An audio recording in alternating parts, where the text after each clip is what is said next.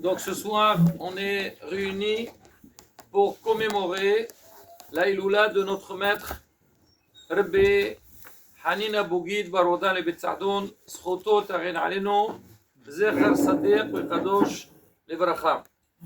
Tout à l'heure, Rabbi Amram il m'a dit c'est un grand srout qu'on a. C'est un grand srout que ce soir on a pu donc commémorer, donc faire cette Hiloula de notre maître. Et je complète ce qu'il a dit.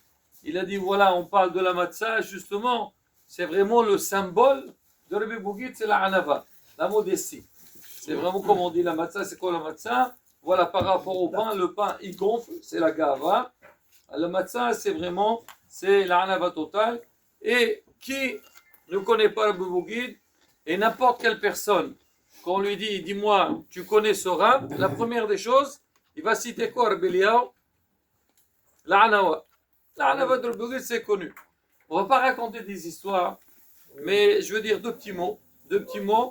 Et comme je l'ai toujours dit, j'ai toujours dit que chaque fois qu'on fait une loi d'un tzaddik, c'est vrai, c'est une mitzvah de parler du tzaddik. Je me rappelle, alors parlons de notre maître Rabbi Bougid. Une fois, Rabbi Bougid, toujours lui, il voyageait en Israël. Il partait 2 fois en Israël. Il partait avant la Iloula de Rabbi Mosliach Mazouz, Hachim Qomdamo, et avant Tcha'aber. Et la Iloula de Rabbi Mosliach Mazouz, elle est juste avant, voilà, juste après la Iloula de Rabbi Khalfoun. Et à la Gigi, ils font toujours la Iloula de Rabbi Khalfoun et la Iloula de Rabbi Houita. Alors le Rav, donc lui, il a voyagé, et donc moi j'étais censé parler à sa place. Parce qu'on le Rav, il est là, c'est lui qui parle. Il n'était pas là, je devais parler. Le Rav, il avait raté son vol. Il a raté son vol, donc il était là. Bon, il n'a pas lâché l'affaire, il est reparti le lendemain. Mais, alors il est venu, et moi j'ai fait une dracha. Je me rappelle, j'ai parlé Parashat Shemot. J'ai parlé, j'ai fait, bon. À la fin de la dracha, bon, c'est vrai, c'était très gênant pour moi, parler devant le Rav. C'est pas. Dis-moi, qui tu es toi pour parler devant Rabbi Bougid? Bon, alors il fallait parler. J'ai parlé. Il m'a dit non, parle-toi. Bon, j'ai parlé. Quand j'ai fini, il m'a dit tu as parlé, tu as dit beaucoup de choses. Mais tu n'as pas parlé des qualités de Rabbi Khalfoun. L'aqar, tu as Rabbi Khalfoun. Oh, en vérité, c'est vrai. Quand on vient dans une iloula, donc on parle d'un tzaddik, alors on fait des louanges sur le tzaddik, alors on soulève. Le tzaddik lui-même, c'est un korban. Alors non, tu es encore dans le korban. Oui, j'ai compris. Mais nous, c'est pas, on peut tout dire. Mais moi, personnellement, le point que j'ai envie de soulever et d'en parler, c'est que souvent, on vient dans une iloula, on parle d'un tzaddik, on est impressionné de la grandeur du tzaddik, mais la question après, et nous, qu'est-ce que ça t'a donné tout ça? C'est vrai, tu vas parler de Rabbi Bougid, c'est un Kadosh Alyon, c'est un grand lamdan, c'est un tzaddik, tout, vraiment, comme on dit, ish kolbo. C'est vrai, il faut dire tout ça. Et après, il faut parler de nous-mêmes. Qu'est-ce que toi, tu as retenu donc de cette dracha? Ce qu'on a toutes les qualités qu'on a soulevées, qu'on a parlé du tzaddik, alors qu'est-ce que tu as dégagé de tout ce qu'on a dit et que toi tu as pris sur toi pour avancer? Et pour moi c'est le, je ne peux pas dire, pour moi c'est le plus important parce que si les tzaddikim ils disent qu'il faut parler du tzaddik, alors c'est ça le plus important. Mais je pense qu'on a besoin de rajouter sur ça aussi, qu'est-ce que nous on a besoin de tirer de tout ça? Alors on va dire 2 petits mots. Baruch Hashem, tous les ans, donc on fait l'Aïloula de notre maître, on raconte, on parle de ses qualités, et aujourd'hui j'ai lu dans le livre de Migdoli Israël, de notre maître Rabbi Mazouz, Hashem Ishlachlo Refoua Shlema, Bemet Rabotai, il faut prier, comme on dit, Me'amqa Deliva. Il faut vraiment prier, parce que les messages qu'on reçoit, ils ne sont pas évidents. Et on parle que le Rav il est dans des situations difficiles. On espère que Bezrat Hashem, que quand on va parler de l'autre Bougui, on dit ah, vous vous rappelez le dernier, qu'est-ce qu'on est sur le Béni Baruch Hashem aujourd'hui? C'est lui-même qui parle, c'est lui-même qui dit que Baruch Hashem, il a repris donc son état de santé, et il est bien, et Baruch Hashem, donc on est zoché de ces enseignements. Et donc il faut prier, Rabotai, prendre de son temps. L'Irfouat, Moreno et Rabbeinu, Rabbi Raphaël, מאיר ניסים בר חמשנה לבית מזוז, כקדוש ברוך הוא ישלח לו רפואה שלמה, ויעשה לו ניסים ונפלאות בעזרת השם, השם יבריא ויחלים. Aujourd'hui on a tous, je pense qu'on a reçu donc le message de son frère Rabbi Sim Mazouz, Hashem Yachmoto Shodom Ne'amim. Il a demandé, il a dit Rabotai, on a besoin de faire des efforts, et si on peut, que chacun y prend sur lui de au moins pendant 40 jours, de ne pas parler à la synagogue. Bon, Rabbi Sim, il est tellement gentil. Il a dit, bon, au moins pendant la tfila.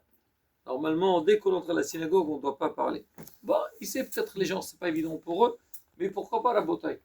Les Qabbel Atzmin, prendre sur nous, et Bezat Hashem, qu'on soit zoché que notre maître, Rabbi Mazouz, il guérisse Bezat Hashem, et qu'on profite de ses enseignements. C'est vraiment, comme on l'a dit tout à l'heure, Eshkol Bo. Il suffit de voir seulement ces Sfarim. Déjà dans cette rachot, comment il parle de tout. Mais déjà encore dans ces Sfarim, c'est vraiment inimaginable. Sa grandeur et sa puissance dans les mots de la Torah et sa simplicité. C'est ça qui est encore plus fort. Parce que quand on le voit, il donne l'impression que c'est quelqu'un de très simple. Bon. Alors, Moreno Arabe, donc, alors j'ai dit aujourd'hui, j'ai vu dans le livre Migdolé Israël, Rabbi Mir Mazouz, il rapporte un petit mot qu'il a dit, Rabbi Yosef, qui soit malicieux, pour notre maître Rabbi Mir Mazouz, pour qu'Hachem Shlach Refa Shlema. Il dit qu'il y avait le Sha'agat Aryeh. Sha'agat Aryeh, il est connu, c'est un grand Talmid Hacham.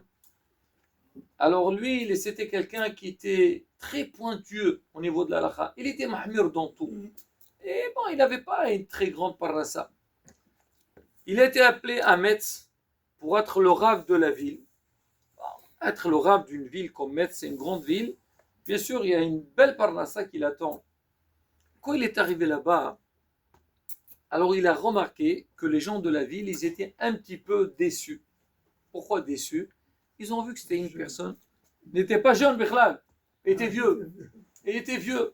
Ils ont dit, mais attends, tu nous amènes un rabbin comme ça, vieux, et ça pas combien de temps il va vivre. Alors le temps qu'on s'adapte avec lui, parce que Bichlal, il va pouvoir donc enseigner et s'occuper de la communauté. Il faut être actif, il faut être vif pour gérer une communauté. Et lui, il a senti ça. C'est un grand, il est connu, c'est un grand harif, Sha'agat Aryeh. Un petit peu de sa grande harifout très aiguisée. Alors il est monté pour parler toujours quand un rabbin arrive. Donc il doit avoir sa première dracha. C'est la dracha d'accueil avec le public. Il leur a dit que Yaakov Avinu, quand il est arrivé chez Paro, il lui a dit Comment quel âge que tu as? Il lui a dit toi, depuis que tu es venu ici, tu es venu pour, grâce à toi, le Nilos, donc avant, donc il y avait la famine. Donc dès que Yaakov Avinu il est arrivé, donc le Nilos il a repris, et donc il y a eu l'abondance. Il a dit combien c'est quoi? C'est-à-dire quelqu'un qui est très vieux, tu vas partir très bientôt, et à savoir, peut-être la famille va revenir. Alors il lui a dit, Yaakov Avinu, il lui a dit ne t'inquiète pas. Il lui a dit, lui, il avait 130 ans. Mais à l'époque, 130 ans, c'est pas énorme, c'est pas beaucoup. Il lui a dit, Khamsha fi aynik. Alors, Yosef dit comme ça, Hamishim fi aynikha. 50. Il lui a dit quoi? Maintenant, j'ai 30 ans. Moi, mon père, il a vécu 180 ans. J'ai encore 50 ans devant moi. Ne t'inquiète pas. Ah, mais si tu me vois comme ça, ok, va voir, tu vas parler avec lui. Et moi, j'ai ce problème, l'opération des reste avec ton problème, et laisse-moi tranquille. Les gens, des fois, un peu, ils ont peur de Rainara. Yaakov Avinu, قال له يعطيهم ذراعين ويعطي على مخه خمش له اعطيه خمسه في عينيه. Il lui a dit non t'inquiète pas Pharaon, t'inquiète pas, je suis encore jeune, mais qu'est-ce que tu veux, les problèmes de la vie, ils ont fait en sorte que j'ai donc un aspect de quelqu'un qui est très vieux.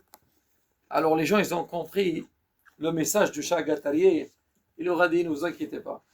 Vous avez peur que je viens d'arriver, que peut-être il va partir. Il a dit, vous avez au moins 20 ans avec moi, ne vous inquiétez pas. Bezat Hashem, j'aurai la longue vie. Effectivement, il a vécu 20 ans de plus. Yaakov a vu, nous, normalement, il devait vivre 50 ans. Mais comme lui, quand il a parlé, ah bon, on connaît tous, ce qu'il a expliqué, on lui a enlevé des années de sa vie. Alors, Moreno, Harav, Rabbi Meir Mazouz, Shimshar Rafa Shlema, il a dit, c'est exactement la même chose de Moreno Rabbi Bougit Saadon. Rabbi Bougit Saadon, quand il est venu à Paris, il est venu à l'âge de 70 ans. Normalement, 70 ans, déjà, c'est la retraite. Les gens, quand on les voit, où on les voit le plus? Oui, on les voit, les gens de 70 ans. À la caisse là-bas de la retraite. Bah, là, pour... Hein? Ils attendent, ils ont tout leur temps. Oui, ils ont tout leur temps pour... voilà. Alors lui, pendant ce temps-là, non, il n'a pas dormi. Pendant son temps, il a dit, maintenant, au début, comme ça, voilà qui m'a dit, très classe. Je vais à une synagogue. On a ouvert une synagogue. Je vais à une yeshiva. Il n'a pas lâché l'affaire. Il a vu qu'il y a une communauté, qu'elle a besoin d'un chef. Elle a besoin de quelqu'un qui la gère. Et c'est pas seulement pour la gérer. Il a pensé à l'avenir. Qu'est-ce qui va se passer après? Quoi? Toute une communauté qui est venue. C'est vrai. Am Israël, c'est un peuple nomade. On tourne. C'est pour ça qu'au début, quand beaucoup sont venus en France, ils étaient tous dans la téléphonie. Nomades. Ben d'accord, parce que le peuple, il bouge. D'accord? Mais Am Israël, donc c'est un peuple. Donc il a dit quoi? On va les laisser. Lui, il devait partir en Israël, Rabbi Bougid. Quand il a vu sa communauté, il a dit non. Rav Gala, Goulim Imo. Alors lui, il a dit, il faut que je reste ici. Il est resté. Et Baruch Hashem, il a ouvert une synagogue. Et il a ouvert une yeshiva. Et on voit. Rabota, la force, c'est quoi? C'est quelqu'un qui voit loin. Et aussi la volonté. Parce que ça nous arrive tous. Il n'y a pas un que... On a beaucoup de fois, on veut prendre sur nous des bonnes résolutions. On se dit, pourquoi moi je suis comme ça? Normalement, je dois agir d'une autre manière. Et moi, je dois être différent que certaines personnes. Et on prend des bonnes résolutions et à la fin, donc rien ne change chez nous. Pourquoi?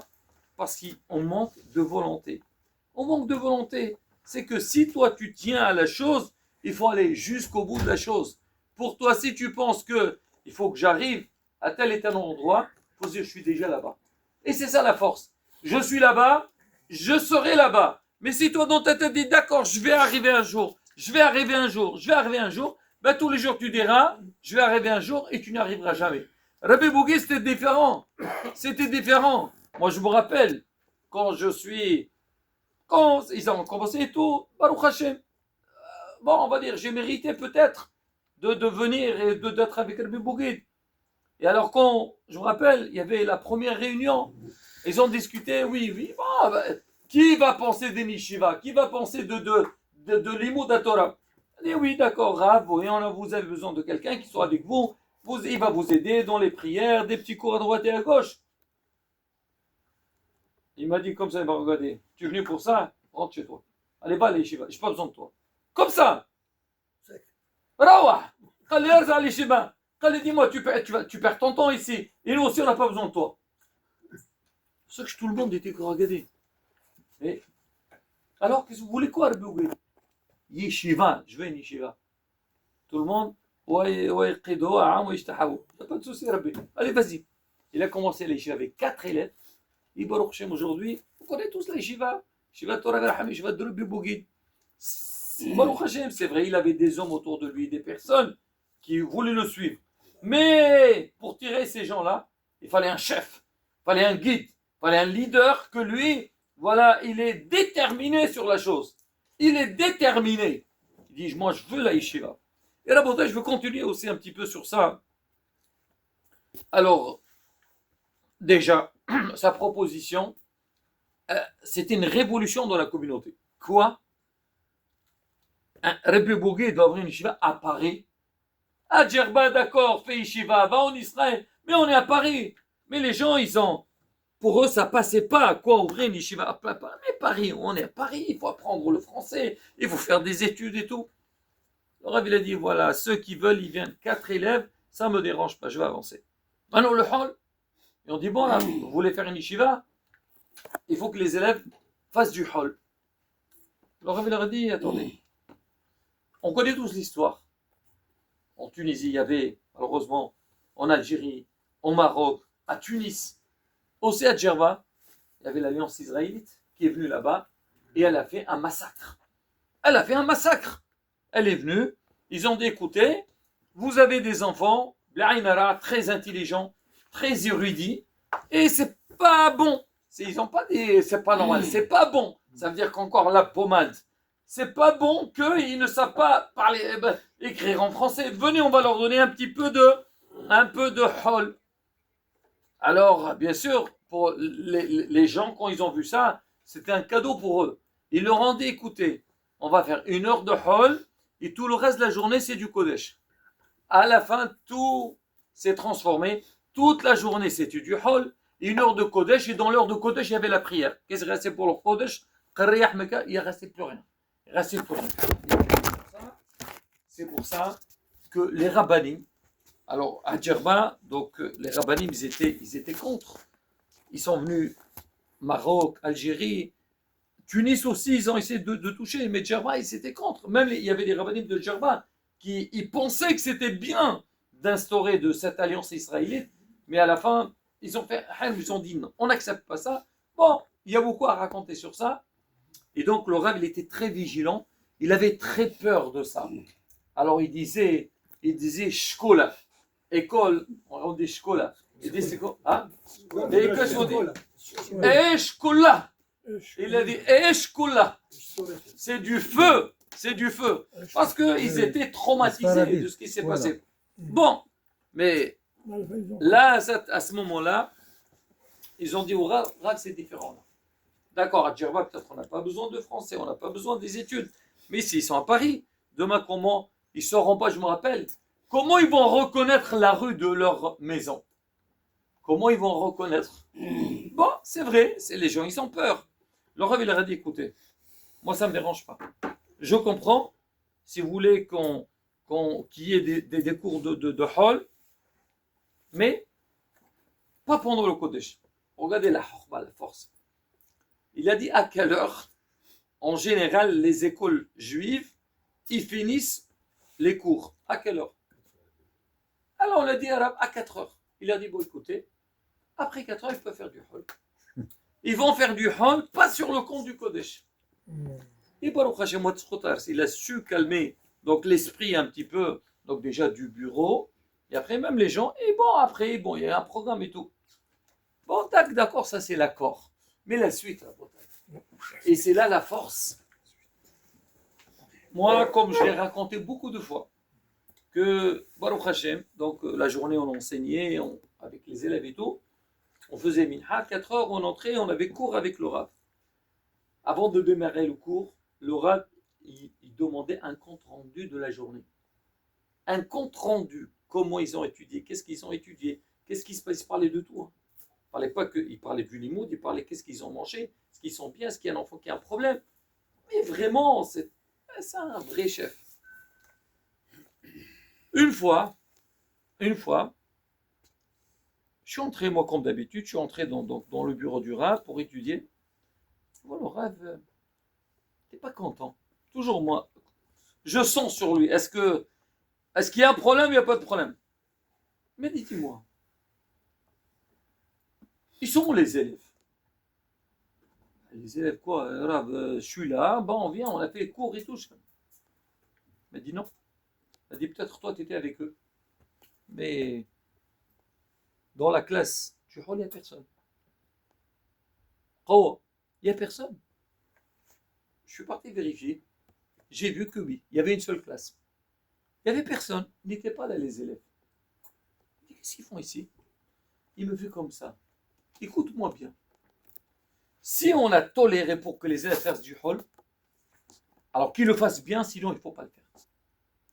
Moi, ça ne m'intéresse pas qu'on fasse du hall ici, qu'on le fait mal. Il faut que les élèves, ils le fassent bien. Il faut qu'ils travaillent, il faut qu'ils réussissent dans leurs études de hall. Comme ça, il a dit. C'est pas qu'il veut d'eux qui soient des génies dans le hall. Mais on passe un temps, il a dit, sinon, on aurait fait du Kodesh. Pourquoi on a arrêté le Kodesh pour qu'elles s'amusaient? Sont où les élèves? Tout de suite, à qui j'ai pensé? Les anciens d'Aix-les-Bains. J'ai pensé à Rav Hakim. Rav Hakim, Zichron al-Baracha. Il nous disait, il parlait beaucoup. Il dit, faut bien travailler le hall. Faut bien travailler le hall. Il a dit, si on fait du hall, on arrête de Kodesh pour aller au hall, alors il faut bien travailler le hall. Sinon, ça n'a pas de sens. Et la vision, voilà, qu'ils soient à Djerba, qu'ils soient en Russie, qu'ils soient en Allemagne, pas de différence. Ils ont tous la même vision. Moi, personnellement, c'est vrai qu'on leur il m'a dit ça. Ça m'a beaucoup dérangé. C'est vrai. Ils sont les élèves. Chez Mishwar, surtout le Rav, pour lui, hors question, laisser les élèves, c'est-à-dire un peu à l'abri, faire ce qu'ils veulent. Ça n'existe pas. Il faut toujours qu'ils soient sous la surveillance de leur prof, de leur rabbin. Alors je me suis renseigné. Le lendemain, quand les élèves sont dit, où vous étiez? Ils m'ont dit oui. Hier, bon, je ne vais pas entrer dans les détails. Hier, on avait un cours d'anglais. Et ils avaient un cours d'anglais par quelqu'un, je ne veux pas dire le nom. Il nous a fait une tournée à Paris. Il nous a montré la tour Eiffel. Et il nous a parlé en anglais. Il nous a fait, comme on dit, un cours vivant, comme ça. Bon, j'ai dit au Rav, allez, bon. Allez, ils étaient avec leur prof. Il n'y a pas de problème. Ça ne me dérange pas.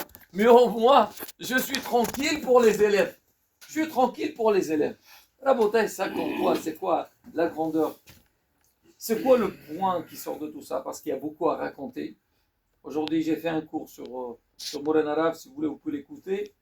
C'est que le Rav, c'est que la volonté. La volonté. Arriver. Tu veux faire quoi, toi? Le Rav, il a voulu ouvrir une yeshiva. À l'âge de 70 ans, il est arrivé à Paris. Donc, c'est l'âge de la retraite. Les gens, ils sont à la retraite. Est-ce que Bichlal, ils pensent faire quelque chose? C'est déjà, ils reçoivent toute la retraite, c'est leur grand bénéfice. Le Rav, il a dit retraite. On parle pas de la retraite. On ouvre une yeshiva.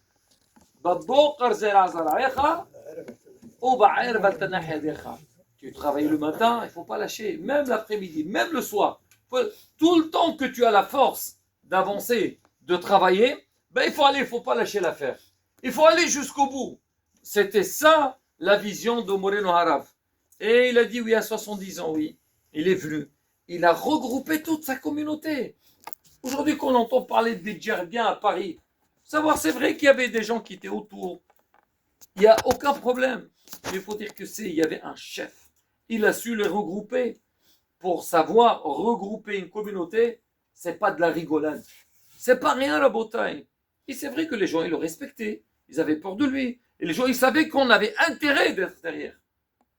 Et là, la bataille, quand on fait la Iloula, c'est vrai, on fait des rappels. Mais nous, notre force à Misraël, c'est quoi? Les gens, ils disent, on dit en arabe, les fêtes mettent. Ce qui est passé, il est mort. C'est ce qu'on dit, oui? On est bien d'accord, Rabbi Eliyahu. Tout à fait, monsieur. Tout à fait, mais c'est pas vrai ça, c'est faux. Et les fêtes mettent, peut-être, c'est-à-dire la chose en elle-même, elle est partie. Voilà. Mais il y a quelque chose qui reste, c'est quoi? C'est la leçon. La leçon, c'est vrai ce qui s'est passé dans le passé. Pour nous, c'est une leçon. C'est un enseignement. Il faut qu'on prenne des leçons du passé pour savoir qu'est-ce qu'il faut faire dans l'avenir et avancer dans ça. C'est ce qu'on dit toujours. Ma'aseh avot siman lebanim. Alors, encore, l'histoire d'Am Yisraël, c'est quoi? C'est rien. Siman lebanim. C'est un signe pour nous. Nous, aujourd'hui, en 2025, alors il faut qu'on se connecte avec la création du monde. Ah, on a dit ça dans la Pourquoi on a cité tout ça? Pour faire un rappel du passé et que nous, on ne tombe pas dans la même faute.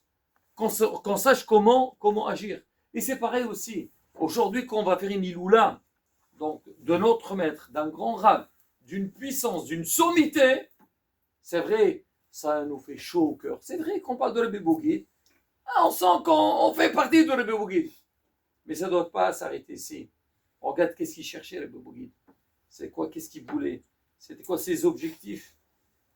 Et là, Bezat Hashem, donc nous on essaye de travailler sur ça, on essaye d'avancer, de progresser, d'avancer, Bezat Hashem.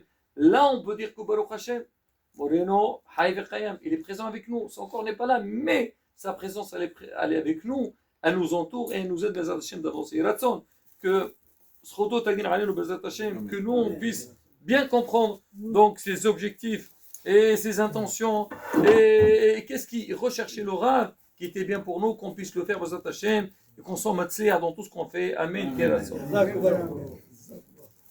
ربي حلم الأخشام أصلا فجوا زكوا زي ما